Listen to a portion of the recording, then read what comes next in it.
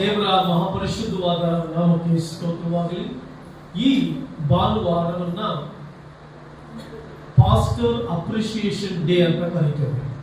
ಇಡೀ ವಿಶ್ವದಾದ್ಯಂತ ಸೇವಕರುಗಳನ್ನ ಗೌರವಿಸುವಂತ ಮತ್ತೆ ಅಪ್ರಿಸಿಯೇಷನ್ ಡೇ ಅಂತ ಕರೀತೇವೆ.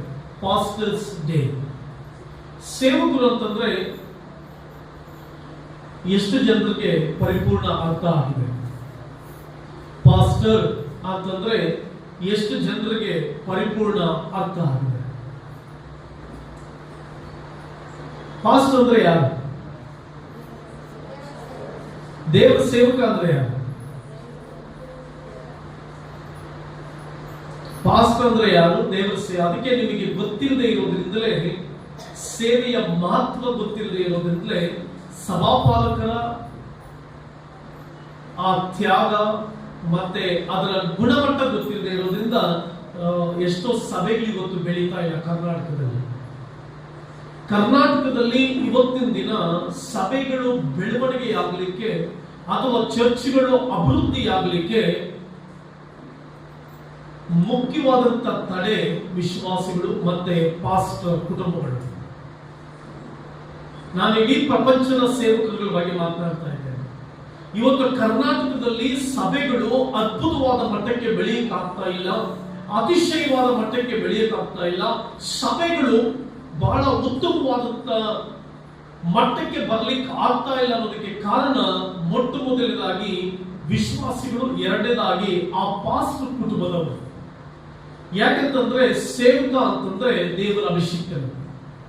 ಆ ದೇವರ ಅಭಿಷಿಕ್ತನು ತ್ಯಾಗ, ಕರುಣೆ, ದಯೆ, ಪ್ರೀತಿ, ಕೃಪೆಗಳಿಂದ ದೇವರು ತುಂಬಿಸಿ ತನ್ನ ಸೇವೆ ಕಳಿಸಿರ್ತಾನೆ.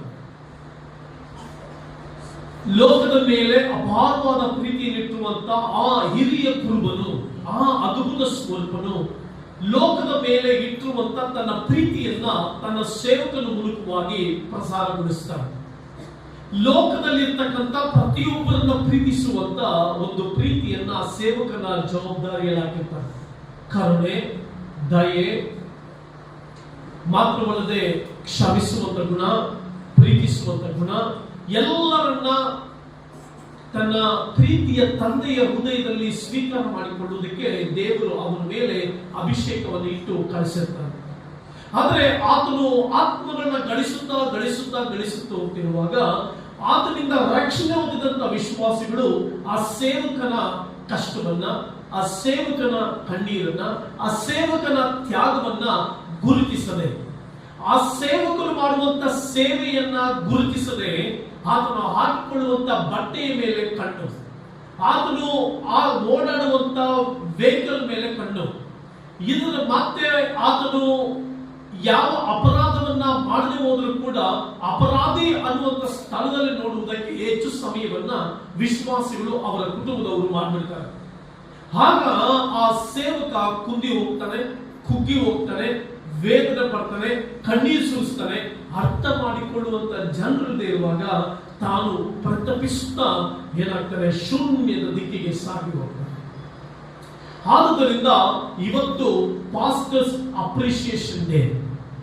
ನಾವು ಇಡೀ ಪ್ರಪಂಚದಲ್ಲಿ ಸೇವೆ ಮಾಡುವಂತ, ಕರ್ನಾಟಕದಲ್ಲಿ ಸೇವೆ ಮಾಡುವಂತ ಎಲ್ಲ ದೇವರ ಸೇವಕರುಗಳನ್ನ ಸಂತೈಸ್ತಾ, ಅವರಿಗೆ ಆದರಣೆಯನ್ನು ಕೊಡ್ತಾ, ಅವರೆಲ್ಲರೂ ಬಹು ಪ್ರಾಮುಖ್ಯವಾದಂತಹ ಸ್ಥಳದಲ್ಲಿ, ಅದ್ಭುತವಾದ ಸ್ಥಳದಲ್ಲಿ ಅವರು ನಿಂತಿರೋದ್ರಿಂದ ತ್ಯಾಗಮಯಿಗಳಾಗಿ, ಕರುಣೆಯುಳ್ಳವರಾಗಿ, ದಯೆಯುಳ್ಳವರಾಗಿ, ಕ್ಷಮಿಸುವವರಾಗಿ ಅವರು ಲೋಕದಲ್ಲಿ ಇರುವುದರಿಂದ ಅವರಷ್ಟು ಭಾಗ್ಯವಂತರು, ದೇವರ ಮಹಿಮೆಯುಳ್ಳ ಶಕ್ತಿ ಅವರ ಮೂಲಕವಾಗಿ ಹರಡಬೇಕಂತ ಹೇಳಿ ನಾವು ಪ್ರಾರ್ಥನೆ ಮಾಡುವಂತದ್ದಾಗಬೇಕು. ಹಲ್ಲೆಲೂಯಾ. ಸೊ ಆದುದರಿಂದ ಪ್ರಿಯ ದೇವರ ಮಕ್ಕಳೇ, ದೇವರ ಸೇವಕರು ಅಂದ್ರೆ ಸಾಮಾನ್ಯ ಅಲ್ಲ. ಅದು ಬಹು ತ್ಯಾಗದ ಜೀವಿತ, ಬಹು ಕಷ್ಟಕರವಾದಂತ ಜೀವಿತ, ಕಣ್ಣೀರಿನ ಜೀವಿತ, ವೇದನೆ ಜೀವಿತ.